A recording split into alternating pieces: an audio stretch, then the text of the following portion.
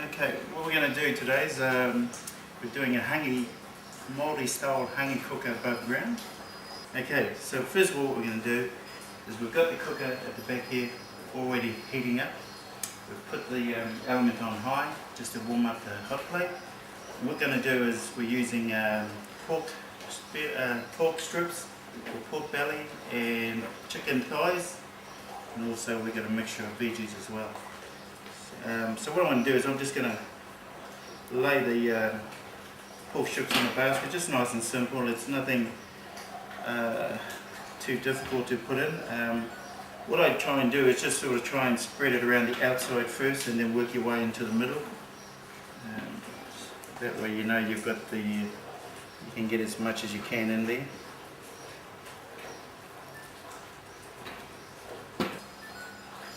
What I try and do is just try and zigzag them so they can give a bit of gaps, you know, if you're sitting it on top of each other. Just sort of give the heat the opportunity to filter through the gaps and cook, you know, just to try and spread the heat load through the whole meat. Okay, we've got all the pork in. We might even have room for some chicken. We'll poke them in. Yeah, I sort of have the skin up. There's no preference to how you want to put it in. But what you're trying to achieve once again is not to try and just sit them all flat on each other. Just zigzag them around so you can, you know, you've got gaps for it to, for the heat to breathe through.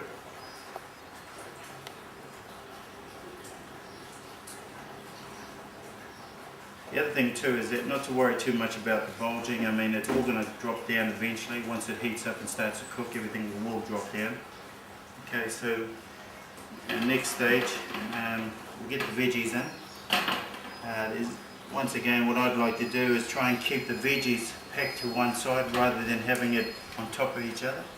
And the reason for that is so that if you wanted to get to the kumas, you don't have to lift all the other veggies off to get down to whatever veggie you want to get to. So what I'll do is try and put the kumas all to one side.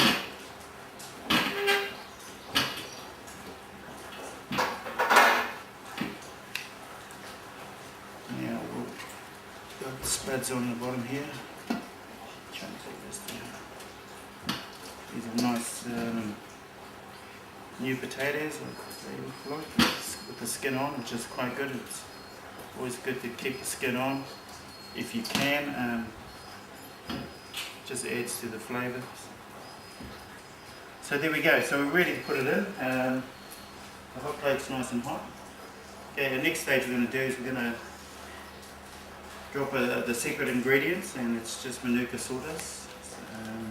This is an important part of the process because we don't want to put too much in, it might taint the food. Okay, so what we're going to do now is we're going to put the Manuka sawdust, magic ingredients, onto the hot plate.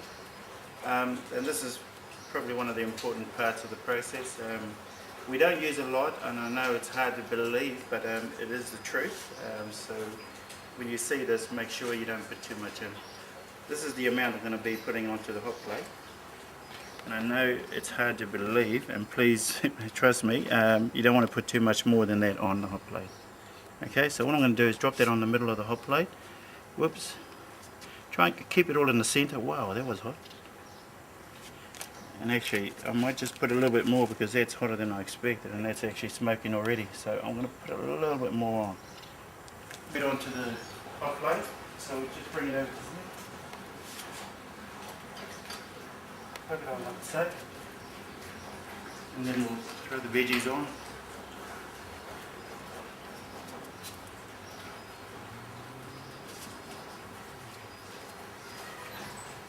Okay, and then we'll put the housing over the top, slide it over the top.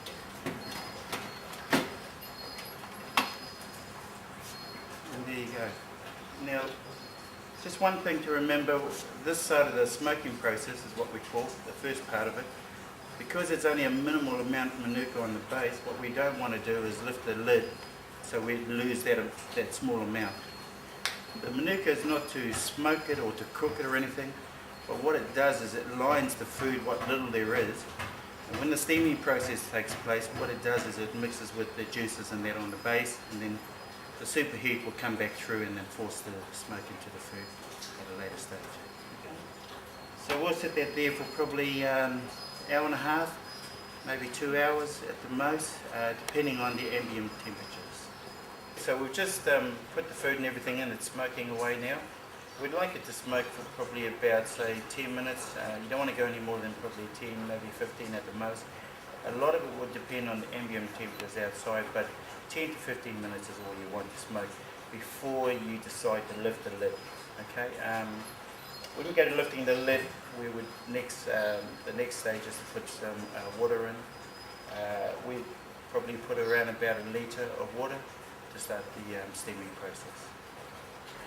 We're just coming to the end of the smoking stage, which is about probably 10 minutes.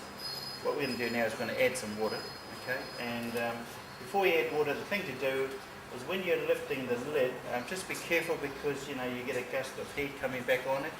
So always lift away from you, you know what I mean? So you're tipping the housing or the lid up so it pushes it out that way. You've got your lid for protection in front of you, okay? So it's starting to smoke a bit now, which is what we want, okay? And we're going to add a bit of water in there. And we're not going to put all the water in because it is a hot day.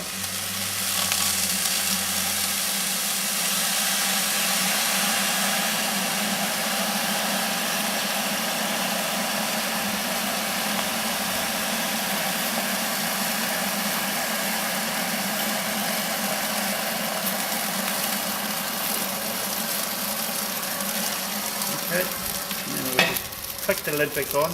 Make sure the lid clicks down, okay, just to hold that pressure in. What the lid's job is to hold a certain amount of pressure before releasing the steam. Okay. From here on now we let it cook for about an hour and a half to about 2 hours, depending on, like I said, the temperatures, how long we would cook. The good thing about it is that you can lift the lid and check it every now and again.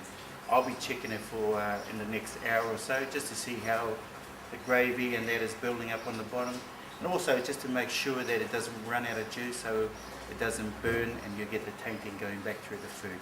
If there is the juice, like if you're running low of juice on the bottom, just add a little bit more water.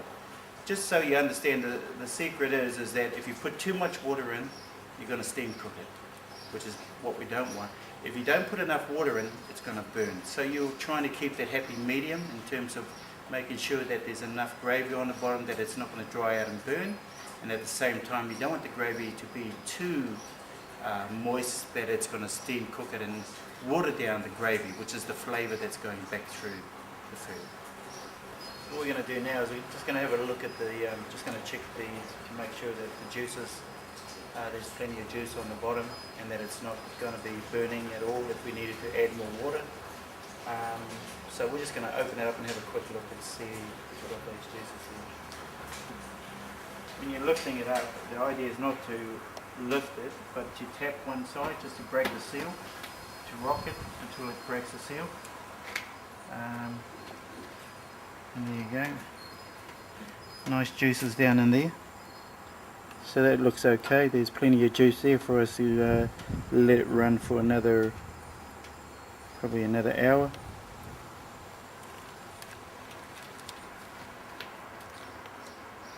See a bit of the colouring there already.